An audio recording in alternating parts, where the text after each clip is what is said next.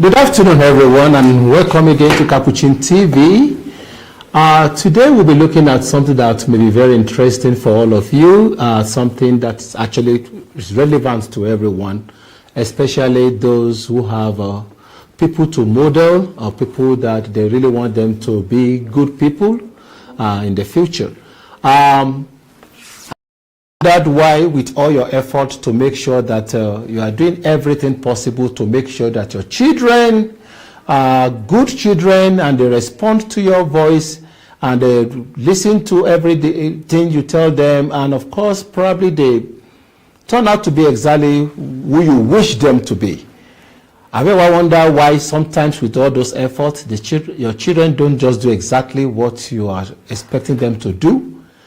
Have you tried to even see yourself as the best parent ever, with everybody coming to you and then asking you different questions about how to be a good parent like yourself? Yet you have this child of yours who is violating every principle you stand for. We are talking about parenting.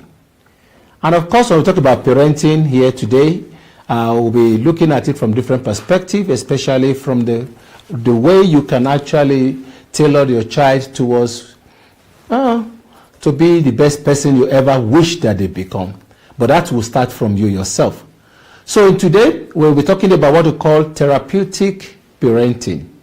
Therapeutic parenting may be different from the kind of parenting you've been hearing about. Maybe it's quite different from what we call even when you're talking about parenting styles. But this is just something that we need to learn today because we have an expert here to tell us that. So, continue to follow us as we continue with this discussion. I have here with me Reverend Dr. Elizabeth Ngozi Okpalangwe, who is a senior lecturer at the Psycho-Spiritual Institute, Maris International University College. And is here to actually educate us today about therapeutic parenting and self-awareness. Welcome, sister. Thank you very much. I'm glad to be here. Yeah. So my name, again, is Joyce Pius Egujobi, Reverend Father. And of course, I'm the host here. So, sister, when we talk about parenting, or I don't want to, even before we go into therapeutic parenting, what can we say about parenting? Parenting, if I could explain, is how the parents take care of their children in their different homes. Okay. Or caregivers. Could be caregivers, it could be anybody that is in charge of the children, taking care of them, but in the home environment. Okay. Yeah. So then what about this therapeutic parenting? Because I'm curious, and I guess our viewers also are curious about what is this therapeutic parenting. Therapeutic parenting is a compound word which expresses how children who have been traumatized are being taken care of by the caregivers, the parents at home, or anybody that's in charge of the children. And this trauma could be as a result of neglect from the parents or the caregivers, or people who have some needs that have not been provided as they were growing up.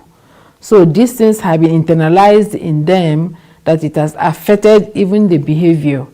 And many times the parents, when they are not aware, they see the children as bad children, whereas actually they need what we call therapeutic parenting for them to be able to. Okay, so this is like a special caregiving, if I understand what you're saying. Special caregiving from normal, they are my children and I'm taking care of them, but there are children that they need special attention for, like trauma you talk about, maybe you have traumatic events, maybe abuse or kind of a thing, and then we want to manage them. Probably, I'm just thinking, so it's like a special care, right? Not really special care. If the parents learn how to plan their time, they will have a structure and boundary as the children are growing up. And you know, when there is a first child, that child takes all the love and care. But when the second child comes up, the love and care is pushed to the first child, to the second child. Mm-hmm. And this first one is being now neglected without the parents knowing that that's what they are doing. So many times they struggle for that position, and when they don't get it, they regress back. So they might go into series of pains and trauma as they are growing up, but their parents might be thinking that they are doing something good because they have had their own time. Each of us need love and care as we grow up. Okay. When you're 2 years, 3 years, 4 years, 5 years, you still need love and care even when you are 15. Okay. But many times they drop that love at the early stage. So the parents need to understand the new way of handling such issues so that the children grow up together with the same love and care, because it affects them psychologically, physically, emotionally. Okay. So how would the parents be aware? Because we are talking about self-awareness here. Mm-hmm. So how would the parents be aware that they have done something? Because I'm just thinking as we're talking, okay, I have my first child. Sorry, I don't have one. I'm a reverend father. But then I have my first child. And then after my first child, of course, all the attention will be there. Actually, it's going to change the dynamics of even marriage, because all attention is on this child. It's a precious child, whichever way. Then the second child comes. Of course, the second child comes, is a baby, needs more attention than the one that is already growing, that knows how to eat. And this is the one that's, need that care. So there's possibility, yes, that I shift my attention to this child, but how will I be aware? What to bring me to the awareness that I'm doing something, because I'm still providing and doing everything for this one, but of course this one need more. Mm-hmm. So at what point do I become aware? Okay. Now, I wanted to talk about why the children do what they do, okay, but now maybe we leave it and go to how it will help just them. Just before we go on break, so that when we come on break, then we can start from there. Yes. So the parents need to observe. Okay. They need to reflect.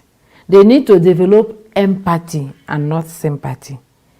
They need to, know when to come in and when to come out. And it is a model that they can learn. Is very simple. Yeah. Okay. When we call a parenting model. Okay. They need to know when to pause, when to assess, when to reflect, and then when to think.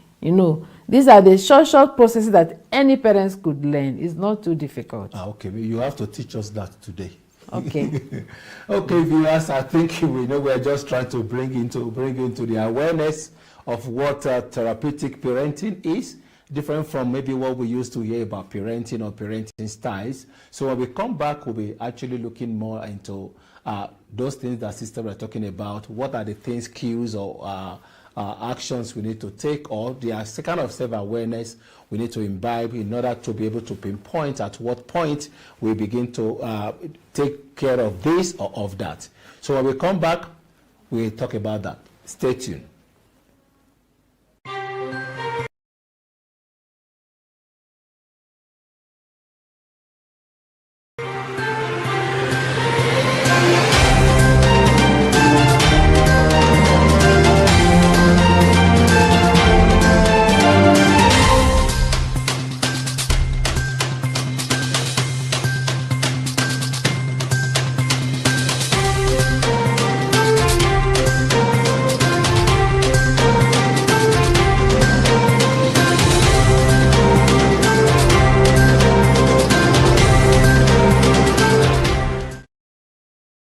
Capuchin TV, kitambulisho Katoliki.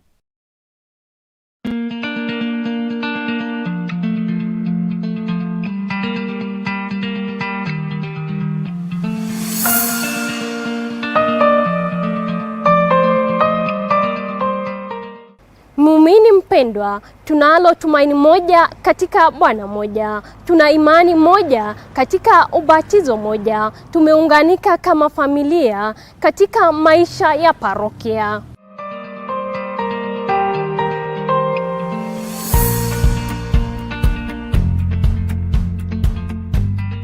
Kijana hapo penye huko mtaa unafaa umtumikie God kwa hii time yenyewe ni youth. CWA ni akina mama wa Katoliki ambao wamekuja pamoja wakiwa na lengo moja ya kusaidiana. Kama baraza la kichungaji ikiongozwa na mwenyekiti ambaye ni mimi, huwa tuko na mipangilio. Actually simply means Mary, Queen of Heaven.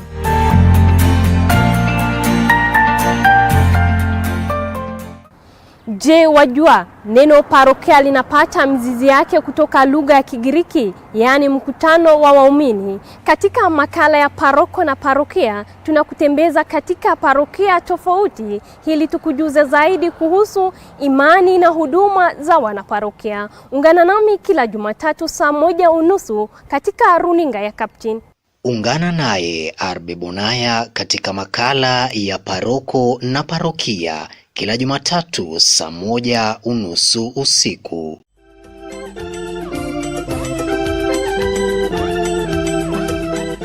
Capuchin TV, a Catholic Broadcasting Ministry.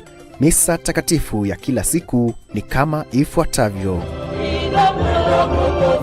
saa 1 kamili asubuhi, saa 7:30 mchana, saa 12 jioni na saa 2:30 usiku. Go forth, the mass is ended. Thanks be to God. Mpenzi mtazamaji, tunakuenzi na kukudhamini. Endelea kutazama Capuchin TV. Capuchin TV, kitambulisho Katoliki.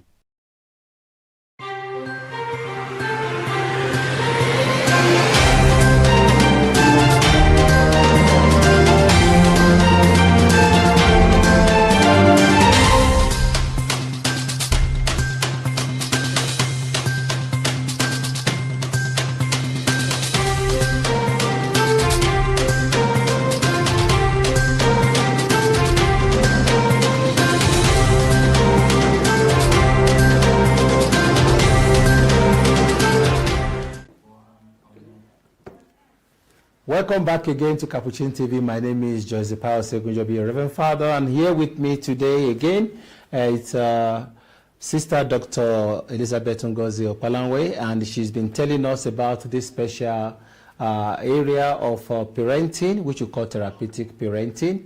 We're just at the big, in the first period, we're just trying to understand exactly what it is and how the parents can get to know exactly where and how a child is having the kind of behavior. So, sister, I want to ask her, why do children do what they do? Yes. You know, some children who have experienced trauma, neglect, and lack of self-care often go out of control as they grow up, because they don't understand what is happening to them. Normally, the parents will be frustrated, they will be angry because they will not know how to handle that. Okay. But if the children have not been receiving care and love that they're supposed to have, you don't expect them to behave normally. So you can see the reason why they do what they do. Okay. And many a times, the children are afraid of their parents. And they cannot even talk to them normally. Some people, when they hear the voice of their father, for example, they want to hide. They are shaking. They are, they are moving. And often the parents don't take care of that. It affects them, this interoception, that the brain cannot even develop very well because they are not brought up to understand about that fear. So the parents need another way of understanding their children so that that fear will not grow up. And many a times when they are afraid, they don't want to show it. They pretend, either by being stubborn or being arrogant, just to cover up the fear. But beneath that arrogance is fear. What about those parents that they want their children to fear them? So that when they speak, bam, they want you to obey. That is what you call autocratic parenting, which is no longer good for children in this modern time. Because when they fear you, there's no love, there's no care. And it leads them into trauma and it affects their brain. the brain of those children often does not develop the way it's supposed to be. And many of them will begin to mistrust their parents. Okay. They will not trust them. So when they see them, they start doing what you call hide and seek game. And when they don't trust you, it is very difficult to obey you and do what you ask them to do. Okay. And because of that, many of them lack empathy. So even if you are talking to them, it doesn't touch them. They want to move and do their own thing. And then the parents will start complaining, but it was the fear they injected in them that brought that. Many times, some children feel not recognized in the family. You know, when there's a conversation going on, the parents choose whom to talk with and all that. That one that is being neglected, it affects them adversely. And they want to be recognized. They want to be visible. So they will do something that will create a problem, and then they come on board. Okay. So these are the different, problems that come on board. Okay. Yeah. So then how do we now play on this issue of, okay, so how is this, therapeutic parenting? So how should the parents now actually take care of their children in such a way that it leaves out these problematic areas? The parents don't have to be counselors or therapists in order to know this and be with their children. There is a new model that was set out for the parents to learn, which we call parents model of therapeutic parenting. So it's divided into 7, just the parent, I will explain the name one by one. P means to pause. For example, if you give, let's say, biscuit to a child and ask the child to share with the other sibling, and he starts crying and screaming and put the whole thing in the mouth, what do? Normally, the parents will start yelling and screaming. No. What the parents should do, as he's screaming and yelling, he will pause for a while, maybe for just 5 seconds. He can walk out of the place, take a good breath. As he's taking the breath, he's also listening to the yelling and what is happening. Then after that, he will come back and assess the situation. Is yelling too bad? The child is not in a danger zone. Okay, so that will not be the first to say, stop crying, no, stop shouting, I will beat you. No. When you do that, the child continues to yell, knowing that he has got you. But when you assess the situation... So that's the A. Yes, that is the A. Okay. Yes. And then the R, you begin to reflect. Okay. You pause, yes. You assess, you reflect. And in reflection, you ask yourself, what is this child looking for? Is this child doing this because this is his way, or he doing it because he wants to hurt me or hurt some other person? Mm-hmm. That reflection will lead you to empathize. Okay, empathy, E. Yeah, and in that empathy, you have to really empathize and put yourself in the shoes of that child. And you begin to ask the question like, I see that you are raging, that you are screaming, and you are angry, and wondering how you're feeling when you are doing that. Of course, the child may not answer immediately, and you move on to say, I think you were not happy because the biscuit you thought might not be enough for you and your sisters, and you're taking them. And the child might nod. And then there you begin to co-educate that child to say, maybe I don't have any money to buy more biscuit. That's why I want you to share with your sister. Or I would have loved you to share, and I will see how you share, and I give you more, and all that. So when you have empathized and the child has calmed down, and you say it aloud so that other children will also hear that. And then you nurture. Okay. So after pause, you assess, you reflect, you empathize, then you nurture. And you nurture. Okay. So by nurturing, you are not condemning the child, but you're helping the child to see his reason that is deregulated. He's not thinking about himself. He's not thinking about the other. Then when you bring them with maybe small story and all that, the child can begin now to see the point that you are making. Okay. And then as you nurture the child, you think, okay, what will be the next approach? So that's the T now, yes, of the parent. Yeah. Yes. What could be the next approach for this kind of action? So you have seen that punishment will not solve this problem. It is to understand. Then you bring the child or others together and begin to tell them, this is the reason I gave you this thing to share. So next time you share and all that. And they even tell small stories to bring the message back to them. And then they share in the story. And when you have done that and you see that the child is respected in spite of what he has done, next time it will take that child time to repeat that action. And when you finish, of course, you have to self-care.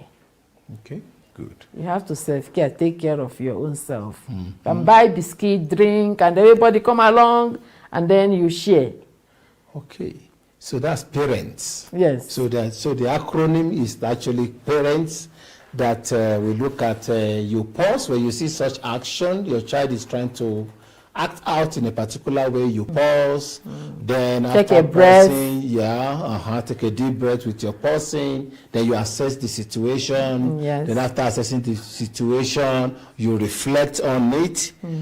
Reflection leads you to actually parent to empathize, yes, and from the empathy you nurture the child, okay, come here, you don't do that, or kind of whichever way you want to nurture it, the head or the hand, and then from there you move to thinking. And the thinking, well, that's for the child. All those things are towards the child. Yes. Then you now take care of yourself by self-care. Yes. Okay, that looks so interesting. But before because I know our time is almost gone, and before we just close, I'm just wondering, how can these parents be that patient to go through that process? Because remember, in the cognition, yes, I can follow that process. Of course, practice can make me get used to it, but many times our emotion betray us. Emotional betrayals like that. Of course, that's why the first pause comes in anyway. So I'm looking at how many parents actually have this grace of pausing. I know. We all need that patience. Even the child needs the patience. Just as the parents need the patience, the child also needs the patience. And if you really love your children, you should create time for them. Okay. If you want your children to come out good, you have to make time. And many times, night time, bedtime is almost the good time to bring them together, chat around with them about what happened during the day, and listen to them. Many parents don't listen to their children. They just give order.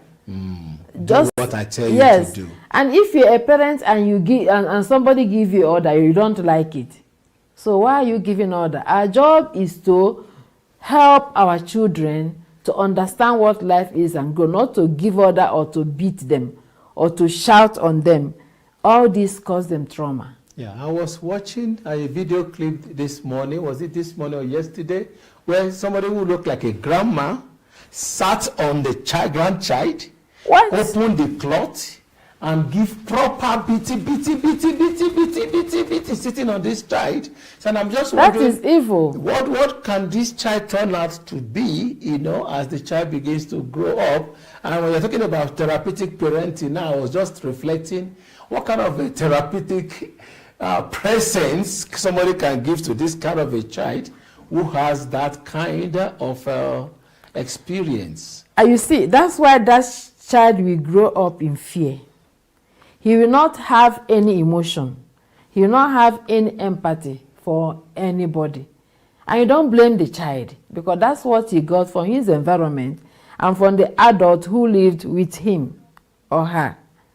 So the parents actually need to go for help themselves in order to help the children. So I understand that parents actually need to go to school, to go to parenting school. No, they need to go for help, maybe counseling to help them understand themselves, one, and then to learn how to empathize. And they are going to school. If they are learning how to empathize, so not sympathize. They go to parenting school. Yes. So parents actually, after beginning to have children, sometimes, you know, you are capable of having, because all we are saying is that, yes, they are your children. Yes. You give birth to them. But being your children does not mean that your children don't have their own feelings, their own thinking, their own emotions, their own way of reacting to situation. And as being parents, you need to be more present with your children to understand even why they do what they do. Yes. So that you are able to also nurture, or actually even not just nurturing, to guide them on the right path. Not just about beating or shouting, but to know even why do they do what they do. In that case, you are dealing with them with in a therapeutic way, in such a way they can become somebody in the future, and somebody who is actually has a high level of self-esteem and can face the reality of the world. So thank you, Doctor, for coming once again. This is not the first time she's coming to this show, and I hope we will see you again. Once again, this is Capuchin TV, a program. We are running this program called Taking Care of Your Psycho-Spiritual Well-Being. It's a program we run every Thursday from 2:30 to 3:30. I see you again next week. God bless you.